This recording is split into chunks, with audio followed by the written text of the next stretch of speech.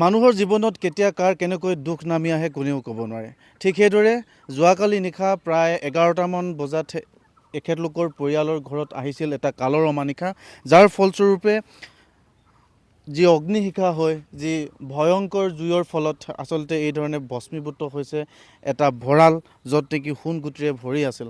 আৰু সেই সোণগুটি ভৰি পৰা ঠাইত এতিয়া দেখিছে আপোনালোকে অলপ অলপ আছে, তাৰ বাকীখিনি ক'লা ফুটছাইৰ দৰে হৈ পৰিছে। তাৰোপৰি যিটো আপোনালোকে কাষতে বাসগৃহ দেখিছে, য'ত নেকি পৰিয়ালৰ লোকসকলে নিশা আশ্ৰয় লৈ কটায়, য'ত নেকি তেখেতলোকে নিশাটো কটায়। আৰু সেই ঘৰটোৰ ওপৰ ফালে প্ৰায় জ্বলি গৈছে, আৰু এইফালে এইটো যিটো পাকঘৰ আছে, এই পাকঘৰৰ আধা অংশ জ্বলি গৈছে। আচলতে এই পৰিয়ালৰ লোকসকলৰ ভিতৰতে এজনে চাইকেলৰ দোকান আছিল, আৰু সেই চাইকেলৰ দোকানৰ ইতিমধ্যে ইয়াত দেখিছে বিভিন্ন লোকৰ চাইকেল আছিলে, সেই চাইকেলসমূহ ইয়াত জ্বলি যোৱা দেখিবলৈ পোৱা গৈছে। এই যে জ্বলি গৈছে, এই যে ক্ষয় ক্ষতি হৈছে, আচলতে এই দুখবোৰ বা এই নষ্ট হৈ যোৱাবোৰ কোনে দিব? চৰকাৰে এই ক্ষেত্ৰত কেনেকুৱা ধৰণৰ কি ব্যৱস্থা ল'ব?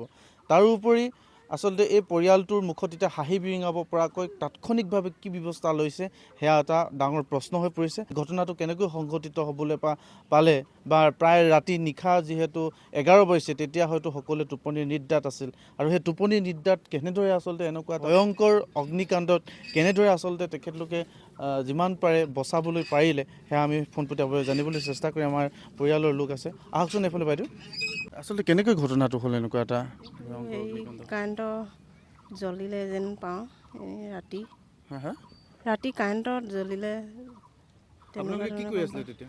আমি শুই আছিলোঁ, 9টা 10ত শুৱা হয়, অঁ 10:30মান বজাত জ্বলা দেখিলোঁ। অঁ তেতিয়া কি জ্বলিছে বুলি এনেই বাহিৰলৈ উমান কৰি নি আহিলোঁ, এই জ্বলি শেষেই হৈ গৈছে। অঁ কাৰেণ্টতে জ্বলা গম পালোঁ।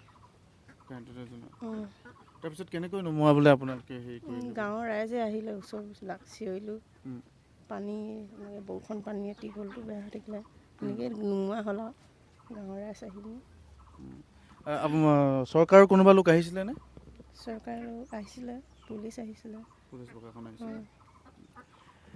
যি কি নহওক, কেনেকুৱা ধৰণে কি ঘটনাটো ঘটিছে তেখেতলোকেও গম নাপায়। প্ৰায় 10টা, 10:30 বা 11টা এনেকুৱা এটা সময়তে আচলতে এই ঘটনাটো সংঘটিত হৈছিল। আচলতে ঘটনাটো ক'ত সংঘটিত হৈছিল সেয়া আপোনালোকক জনোৱা হোৱা নাই।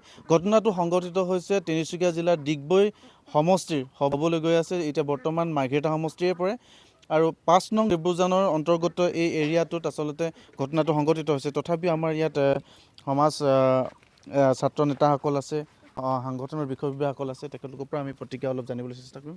ককাইদেউ, আচলতে এই ঘটনাটো কেনেকুৱা কি হৈছিল অকণমান বিতংভাৱে জনাই দিবচোন দৰ্শকসকলক। হয়, কালি ৰাতি 11টামান বজাত মানে কাৰেণ্টৰ সূত্ৰপাত লাগি আমাৰ এই ৰজয় গোহাঁই, আমাৰ পেঙি থানা অন্তৰ্গত 5 নং ডিভিজন গাঁৱৰ ৰজয় গোহাঁই ঘৰটো একেবাৰে জ্বলি ছাৰখাৰ হয়। ঘৰত যিবিলাক সা সামগ্ৰী আছিলে একোৱেই উলিয়াব নোৱাৰিলে, ভঁৰালৰ ধান আছিলে একোৱেই উলিয়াব নোৱাৰিলে।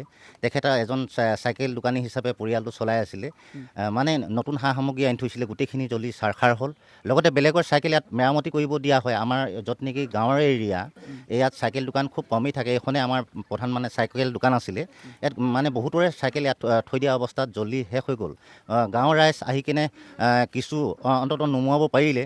আমি পুলিচ প্ৰশাসনক খবৰ দিলোঁ, পুলিচ প্ৰশাসনো আহি পালেহি, আৰু অগ্নি নিৰ্বাপক বাহিনীক খবৰ দিলোঁ, তেখেতসকলো আহি পালেহি পলমকৈ। ৰাইজে যেতিয়া নুমুৱাই শেষ হ'ল, তাৰ ভিতৰতে আমি কাটৰ অনুৰোধ জনাইছোঁ যে আমাৰ ইয়াৰ পৰাই অগ্নি নিৰ্বাপক বাহিনী যিটো পেঙি বৰডুমচাত আমাৰ যদি ওচৰতে থকাহেঁতেন নিশ্চয় এই ঘটনা হয়তো সম্ভৱ নহ'লহেঁতেন। আমি অন্ততঃ পৰিয়ালটোক অলপ হ'লেও সকাহ দিব পাৰিলোহেঁতেন। ইয়াৰ পৰা কাটৰ অনুৰোধ জনাইছোঁ, আমাক অতি সোনকালে যাতে এটা অগ্নি নিৰ্বাপক বাহিনী পেঙি বৰডুমচাত দিয়ক, মাননীয় মুখ্যমন্ত্ৰী ডাঙৰীয়াক অনুৰোধ জনাইছোঁ। আৰু যিটো পৰিয়ালৰ ক্ষতি হ'ল, সেই পৰিয়ালটোক আমাৰ মাননীয় MLA সকল আছে, এতিয়া বৰ্তমান আমাৰ মাৰ্ঘেৰিটা সমষ্টি হয় হ'বলগীয়া আমাৰ এই ডিগবৈ সমষ্টি, আমাৰ সোৱেন ফুকন ডাঙৰীয়া বৰ্তমান তেখেতো খুব অহা যোৱা কৰি থাকে আমাৰ ইয়াতে। আমাৰ এই সোৱেন ফুকন ডাঙৰীয়াক অনুৰোধ জনাইছোঁ যাতে পৰিয়ালটো চলিব পৰাকৈ, অন্ততঃ ঘৰৰ যিটো আমি একেবাৰে দুখীয়া পৰিয়াল, ল'ৰাটো একেবাৰে সহজ সৰল, তেখেতে চলিব পৰাকৈ যাতে অলপ হ'লেও আমাক কিঞ্চিত মানুহ হ'লেও এই পৰিয়ালটোক অন্ততঃ সকাহ দিব পৰাকৈ তেখেতে সহায় সহযোগ কৰিবৰ কাৰণে আমি স্থানীয় ৰাইজ হিচাপে ইয়াৰ পৰা অনুৰোধ জনালোঁ। আৰু এয়াই অকল ঘটনা নহয়, পূৰ্বেও কুজু পথাৰত সংঘটিত হৈছে এনেকুৱা ঘটনা, কৰিয়াজনত এনেকুৱা ধৰণৰ ঘটনা সংঘটিত হৈছে। বিগত বৰ্ষত আচলতে বহুখিনি ঘটনা সংঘটিত হৈ আছে। গতিকে আমি চৰকাৰক আমাৰ তৰফৰ পৰা অনুৰোধ জনাইছোঁ, আপোনালোকৰ যদিহে যাৱতীয় ব্যৱস্থা গ্ৰহণ কৰি এটা অগ্নি নিৰ্বাপক বাহিনী আচলতে এই পেঙেৰি অঞ্চলটোত বা এই বৰডুমচা অঞ্চলটোত যদি এটা দিব পৰা যায়, তেন্তে যথেষ্ট আমাৰ সকাহ হ'ব। তাৰোপৰি আচলতে ইতিমধ্যে যিখিনি জুইত জাহ গৈছে, যিখিনি অনিষ্ট হৈছে, পৰিয়ালটোৰ বাবে তেখেতলোকে যাতে যাৱতীয় ব্যৱস্থাসমূহ ক্ষিপ্ৰতৰভাৱে গ্ৰহণ কৰে, সেইবাবে আমি পোনপটীয়াভাৱে দেখুৱাই আছোঁ। আৰু ইতিমধ্যে সংগঠনৰ বিষয়ববীয়াসকলে অনুৰোধ জনাইছে যে ডিগবৈ সমষ্টিৰ বিধায়ক সুৰেন ফুকন ডাঙৰীয়া আচলতে এই ঘৰটোলৈ আহি এপাক চাওক আৰু যিখিনি তেখেতলোকৰ অনিষ্ট হৈছে তাৰোপৰি যদি অকণমান সকাহ দিব পাৰে, তেখেতৰ পৰাও দিয়াৰ ব্যৱস্থা গ্ৰহণ কৰিবলৈ আহ্বান জনাইছে। আৰু পিছফালৰ অংশ আপোনালোকক দেখুৱাইছিলোঁ, এতিয়া আগফালৰ অংশ দেখুৱাব বিচাৰিছোঁ। আচলতে কথমপি ৰাইজে সহযোগ কৰাৰ কাৰণে পিছৰ অংশ জ্বলাৰ পৰাই তেখেতলোকে ৰক্ষা দিব পাৰিলে। তথাপিও আমি ভিতৰৰ অংশ আপোনালোকক দেখুৱাবলৈ বিচাৰিছোঁ। পোনপটীয়াভাৱে আমি এতিয়া সোমাই যাব বিচাৰিছোঁ ঘৰখনৰ ভিতৰত কেনেকুৱা ধৰণৰ এটা অৱস্থাৰ সৃষ্টি হৈ আছে। ইতিমধ্যে দেখিছে ঘৰৰ ভিতৰৰ পৰা যিখিনি সা সামগ্ৰী আছিল বাহিৰত লৈ অহা হৈছে। আলনাৰ পৰা আদিকে কৰি যিবিলাক ড্ৰেছিং আইনাৰ পৰা আদিকে কৰি কিছুমান আলমাৰী আছে, সেইখিনি বাহিৰলৈ লৈ অহা হৈছে। আমি কেমেৰা পাৰ্চনক আমি ভিতৰলৈ আহিবলৈ অনুৰোধ জনাইছোঁ। এয়া চাওক আচলতে কেনেকুৱা এটা পৰিৱেশৰ সৃষ্টি হৈ আছে।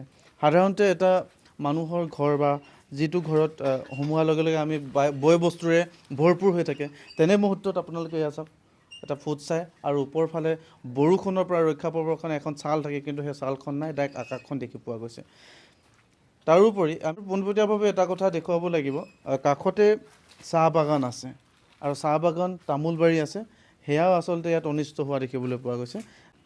হয়, নিশ্চয় এয়া দেখিছে আপোনালোকে পোনপটীয়াভাৱে কেনেকুৱা এটা অৱস্থাৰ সৃষ্টি হৈছে। চাওক কি ধৰণে বাৰীৰ অৰ্থাৎ চাহ বাগানৰ কিছু অংশ জ্বলিছে, তামোল পুলি আচলতে নতুনকৈ তেখেতলোকে ৰুই ৰাখিছিল, সেয়াও জ্বলিছে। যি কি নহওক, এই ক্ষেত্ৰত যিখিনি যাৱতীয় ব্যৱস্থা চৰকাৰে, আমি পুনৰবাৰ জনাইছোঁ, যাৱতীয় যিখিনি ব্যৱস্থা আছে সেই ব্যৱস্থাখিনি গ্ৰহণ কৰক আৰু পৰিয়ালটোৱে নিশ্চয় সকাহ পাব, পৰিয়ালটোৰ মুখত হাঁহি বিৰিঙিব। যিটো পাকঘৰ আচলতে জ্বলি যোৱাৰ কথা আমি উল্লেখ কৰিছিলোঁ, আচলতে ভিতৰ চোৱাটো কেনেকুৱা ধৰণৰ প্ৰভাৱ পৰিছে সেয়া আমি পোনপটীয়াভাৱে আপোনালোকক দেখুৱাব বিচাৰিছোঁ আৰু চৰকাৰৰ আগত দৃষ্টিগোচৰ কৰিব বিচাৰিছোঁ, প্ৰশাসনৰ আগত দৃষ্টিগোচৰ কৰিব বিচাৰিছোঁ। আচলতে চাওকচোন কেনেকুৱা এটা অৱস্থাৰ সৃষ্টি হৈছে। আমি পোনপটীয়াভাৱে ইয়াৰ পৰাই দেখুৱাব বিচাৰিছোঁ। অলপ ভিতৰলৈ আহি দিওঁ, চাওক এয়া পাকঘৰৰ অৱস্থা, তলত ফুটছাই হৈ আছে প্ৰায়, ওপৰৰ ফালে দেখাই দিয়া এবাৰ। নেৰানেপেৰা বৰষুণৰ ফলত মানুহে কাম কৰাৰ পৰা বিৰত থাকিবলগীয়া হৈছে, তেনে সময়তে আকৌ দুৰ্গতি। আচলতে এনেকুৱা ধৰণৰ সমস্যাৰ পৰা যাতে সমাধান পাবৰ কাৰণে চৰকাৰ যি যাৱতীয় ব্যৱস্থা সেই ব্যৱস্থা গ্ৰহণ কৰিবলৈ আমিও আহ্বান জনাইছোঁ আৰু আমাৰ প্ৰতিবেদন ইমানতে সামৰণি মাৰিছোঁ। ধন্যবাদ।